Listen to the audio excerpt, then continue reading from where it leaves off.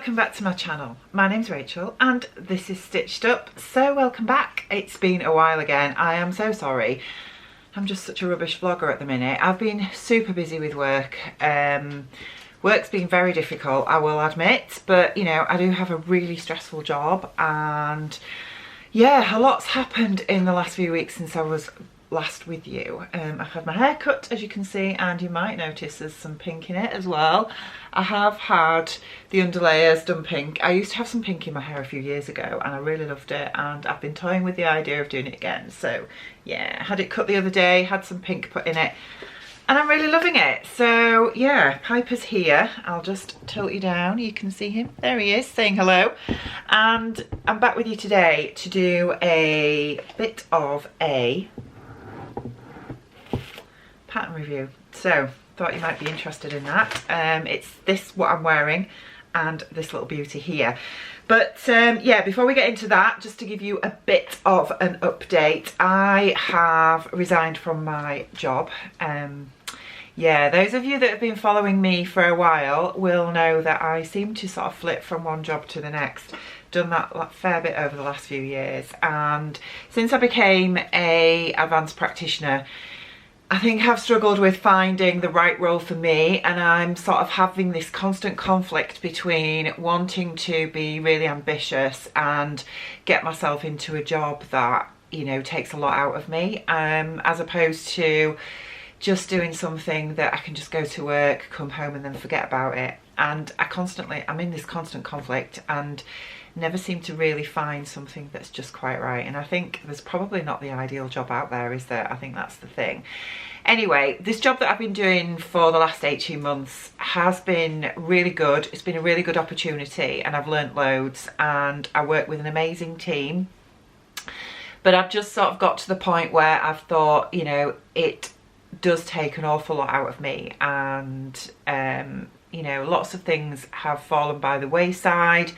You know, being able to do things with my family and sew as much as I want to sew, and I know that I do get a lot of time to sew, but yeah, it's not enough. That's the problem. So I have resigned, and I currently don't have another full-time, well, I don't have another permanent job to go to, which is fine because I do lots of locum work anyway, and I've got loads of locum work on, so that's fine. I won't actually be leaving while January anyway, so I've still got a couple of months to look for something that fits what I want to do. So I think I'm just going to be working part-time.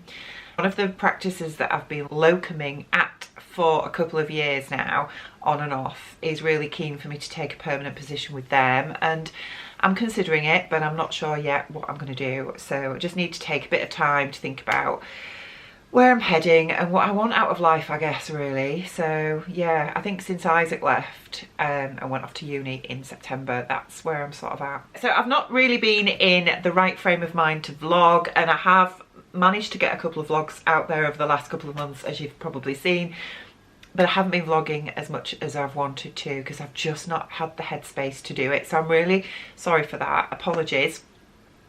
But I'm back today, and I'm hoping that I can start and vlog a little bit more often.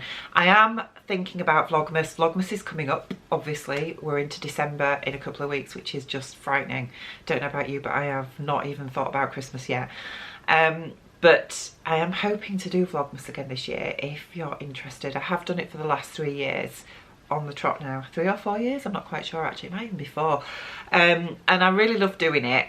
And yeah, I do have a bit of time in December. I'm not complete, my diary isn't completely full with work, so I have managed to get a bit of time. Bronte's coming home mid-December. She's not coming home for Christmas this year because she's having to work it, but we will have Isaac at home. So, and I'm having to work some of it this year as well, which I haven't had to do for the last few years, so that's going to be strange. But anyway, yes, Vlogmas will be happening. So that's my first, almost 5 minutes of just waffle, of a bit of an update of where we're at. So let's get on with the pattern review. So I am wearing this, which is McCalls 8089, and it's this really lovely, ruffly, floaty, billowy sleeved dress that is a pattern that was released last year, I think it was.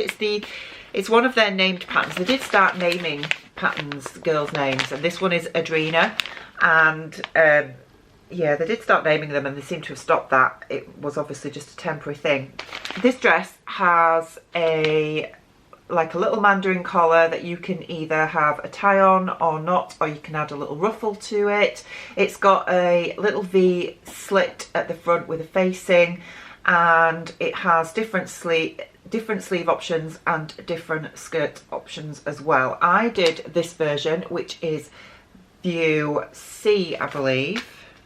Yeah, View C, which has a little tie neck. I don't know if you can see that very well. It's got elastic around the wrists, and it's got lovely loose bishop sleeves, and then it has elasticated waist with a V pointed overlay skirt at the front, and the skirt obviously comes to above the knee. So the pattern itself takes, for the view I was doing, 2.5 meters, but I actually needed probably just over 3 meters, and I'll explain why in a little while. And depending on the view you choose, you can need up to 4.5 meters. So this view, I mean, if I just show you the line drawings on the back, you can see the other views here. Do you know what, I'm going to put a little picture in of the other views so that you can see them. But for those of you of a certain age, if you remember back to the early 80s, when I was just a little girl, we used to wear skirts called rah-rah skirts, and I remember a white one that I had with 3 tiers on the skirt, and it had like a rolled hem in different colours. There was like a blue, a red and a pink or something, or it might have even been a green, and I wore that dress to death. It was just amazing. And yeah, I never thought these things would come back, and they probably aren't back, but who cares. I love this dress, and yeah, I wanted to make it, so I decided to make it out of this gorgeous Lady McElroy fabric. I think it's called Field of Dreams, I'm not quite sure, and it is a viscose fabric, so it's perfect for this particular pattern. It mentions things like challis, crepes, georgette and stable knits. Now, stable knits to me says things like scuba and ponte, and I really would not make this dress out of those. I would possibly make it out of a viscose jersey, but I mean, I can understand you needing the stability because of the tiers, because you don't want them sort of hanging and dragging, because then they'll drag out of shape. But yeah, I'm not sure a heavy stable knit would work, so yeah, not sure about that. But definitely challis, viscoses, crepes, georgettes, anything sort of fairly lightweight with some drape will work. So let me stand up and show you. I'm going to move this one out of the way to start with, and I'll stand up and show you my dress. So I will insert some better pictures so you can have a better look, because I know a few people have commented before that you want obviously to see the full length, and I'm super tall, so to try and get me in shot is quite difficult. But if I come a little bit closer, you can see it's got this little V-neck at the front with the mandarin collar and tie detail. The front neckline is faced, and then it has a neckband that you attach to the full neck, including the facing. So when you cut the pattern pieces out, you do initially think, if you just run ahead with yourself and don't actually follow the instructions, you will be tempted to attach the neckband to the front facing before you attach it to the dress, and this pattern doesn't work like that. You have to put the front facing on first and then stitch that down to the shoulder seam before attaching the neckband. So you just need to be aware of that, because I'm one of those people that skim instructions now and then just fly ahead and do my own thing, and I would have had a lot of unpicking to do if I'd have done that. It has a little bit of gathering just at the front here into the front part of the neckband, which gives you the sort of billowiness to allow for your chest, and then it goes into an elasticated waist, and you've got lovely sort of billowy sleeves. I like these sleeves. I think sometimes some bishop sleeves can be just too voluminous for me, but this is actually about the perfect amount of volume that I actually like. I did add an inch length to the sleeves, and they are still bracelet length, and then obviously they've just got a little bit of elastic in the cuff. If I take the belt off, okay, so so taking the belt off, you can see that it's got elastic in the waist here, and I just think it looks much better with the belt on. So the skirt is in 2 tiers.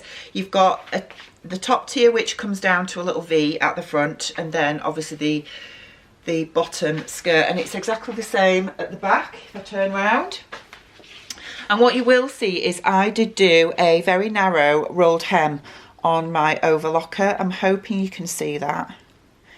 I just did it in my normal overlocker thread in a sort of navy blue on the hem of the bottom tier, and I really just like how that looks. I think it just finishes off the hem really nicely rather than having to do a normal narrow hem. So it was really simple to do on my baby lock. As I say, I do think this dress looks a lot better with a belt on because it just cinches it in a little bit better, but I absolutely love it. I think it's a really, really nice dress, really pretty for winter, that I can wear with thick tights, which is what I'm wearing now. I think I'll get loads of wear out of it. So I needed to add lots of length to this pattern.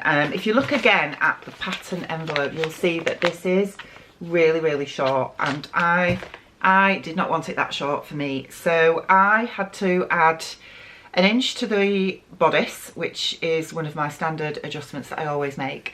And then I added 4 inches to the skirt, and you'll see from the pictures that I insert that it still comes well above my knee, and considering that there is a 5/8 of an inch hem allowance included in the pattern pieces for the skirt as well, which I didn't use because I literally just did a very narrow rolled edge hem on my overlocker, which obviously didn't cut any length off the raw seam at all of the skirt. So yeah, if you are tall like me, I'm 5'10", and when you think I've added in an extra 5 inches in total to the length of this dress in total, including the bodice and the skirt, then yeah, if you don't want it super short, you are going to have to add in a fair bit of length.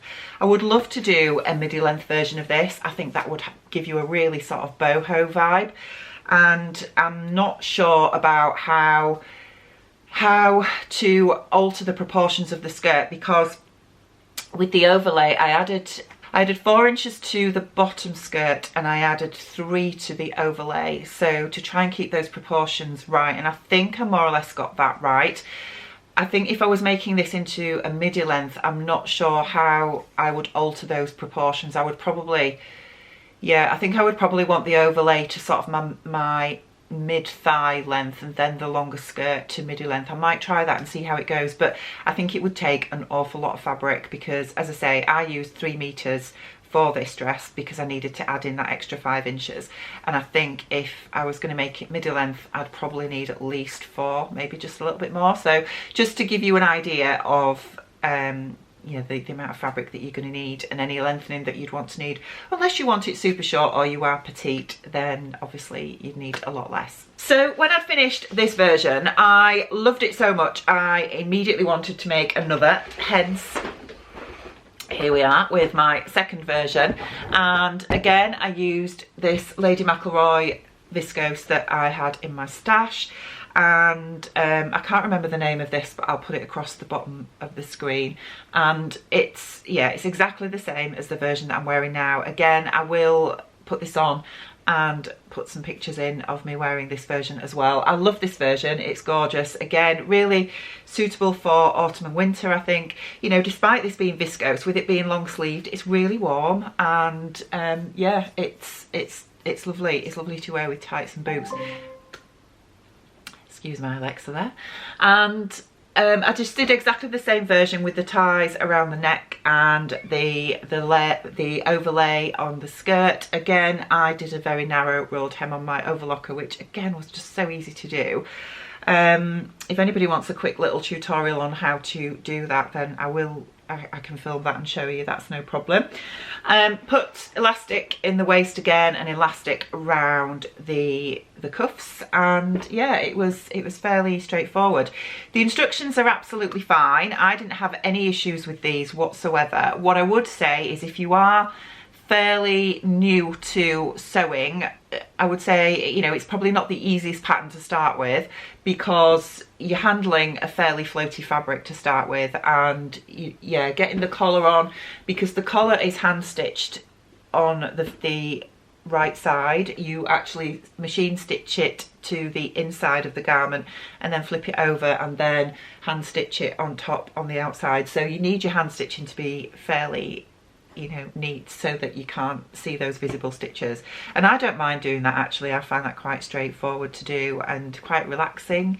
Just, you know, sitting in front of the TV or watching another vlogger on YouTube while I'm doing that is always quite relaxing to do. And yeah, obviously doing this rolled hem on my overlocker was a new technique for me, so I did practice on some scraps first, and it was fine. I just had to play about with the stitch length and width settings just to get the finish that I really was looking for on here, and I'm really happy with how it looks. I just think I'm going to get loads of wear out of this, so yeah, really pleased with it. So I would recommend it. Sizing wise, I went for a straight size 14. Now I have gained some weight recently. I've gained a fair bit of weight since last winter, and the body measurements for a size 14, it suggests a bust of 36, a waist of 28 and a hip of 38. And the finished garment measurements, I think there's about 5 inches of ease in this. And you know, you do need that, to be honest, because it's not supposed to be a fitted dress. So I'm glad that I went with that size. I think I started with a 12 around the neck and bust, and then just graded out to a 14 from there, so that I'd got plenty of room around the waist and the hips to gather it in with elastic, so that it just gives you that more voluminous type of effect. And I'm really pleased with how it looks. So yeah, I can't fault it really. So will I make it again? Well, I have done. I've made a second version already, and as I said, I would like to make a midi length version. I think that would be really good. So, but I just need to find a 4-meter piece of viscose in my stash that is of a sort of autumnal wintry colour really. So I hope you've enjoyed having a look at my latest makes and my little review. If you have any questions about this pattern or these dresses that I've made, then please just leave it in the comments below and I'll try and get back to you. And yeah, if you've enjoyed this video, please give me a thumbs up, and I will be back with you really soon. Take care. Bye.